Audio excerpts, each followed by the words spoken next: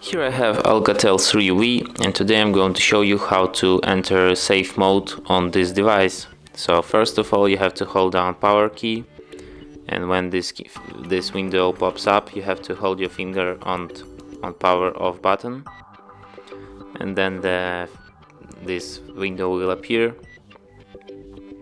You tap OK, and your phone restarts in the safe mode.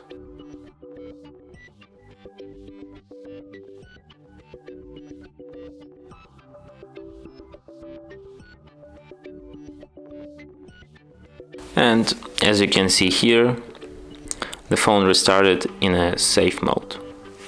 And that's it. Thanks for watching. If you find this tutorial useful, don't forget to hit that like button and subscribe to our channel.